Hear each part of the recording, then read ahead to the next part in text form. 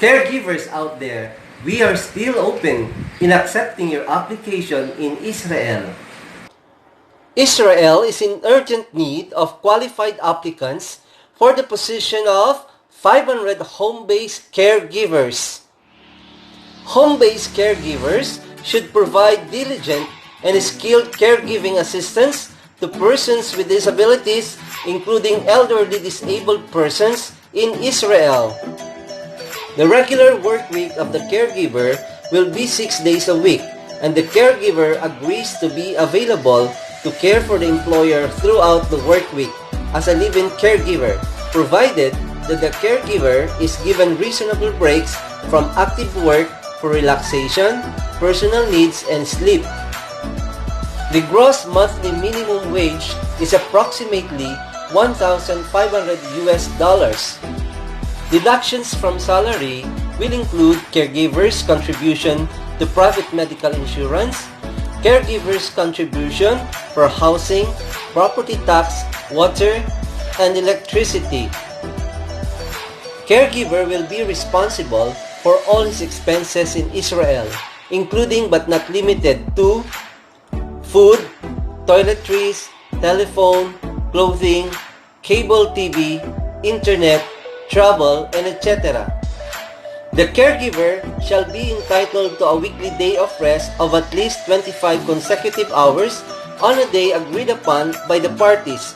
Other benefits include medical insurance and sick pay.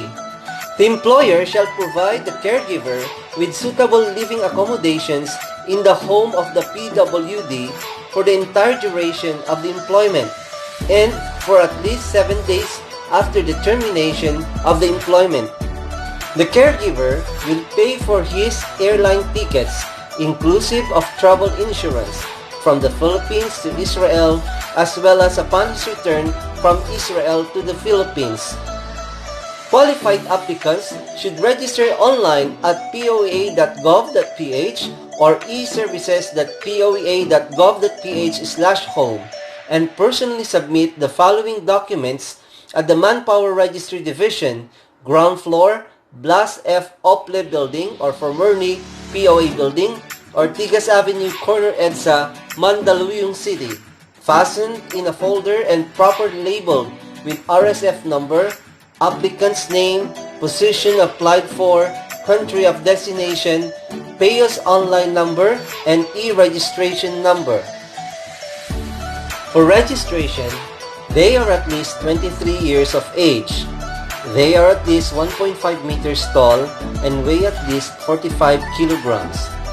They have successfully undergone at least 760 hours of relevant training, have passed examinations, and have received TESDA certification, certifying them as caregivers eligible for overseas placement, or have received a diploma which certifies that they have graduated from a 4-year nursing or physical therapy college course approved by the Philippine government. Their English language proficiency enables them to communicate with relevant bodies in Israel. They have successfully completed at least 12 years of schooling.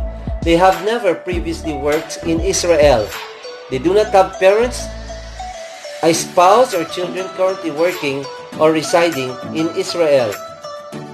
They are physically and mentally healthy, do not suffer from diseases or from chronic medical conditions, including but not limited to tuberculosis, hepatitis, syphilis, gonorrhea, and AIDS, and are capable of difficult caregiving work in Israel. They have clean National Bureau of Investigation records from the Philippines, and they have Philippine citizenship. The regular maximum duration of permitted employment of a home-based caregiver in Israel is up to 63 months from the time of first entry into Israel. Here are the documentary requirements: printout of e-registration account, certificate of online pre-employment orientation seminar, TESDA NC2 for caregiver with copy of training certificate from a TESDA accredited training center, scanned copy of passport, NBI clearance, copy of birth certificate issued by Philippine Statistics Authority, copy of UMIT ID, copy of driver's license if any. Other requirements or criteria as may be specified by PIBA. Applicants are required to present the original documents for authentication of written information before forwarding the same to the employer. The deadline of submission of applications. Applicants from the POEA regional offices is on May 12, 2021.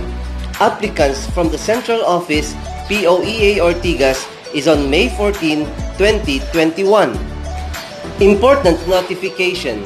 The government of the state and/or PIBA are not and will not be the employers of the home-based caregivers. Thank you all again for watching. Please remember to give this video a thumbs up, click the bell button and share. I'd like to hear from you in the comment section below. And if you have not subscribed yet, make sure you click subscribe now for more videos.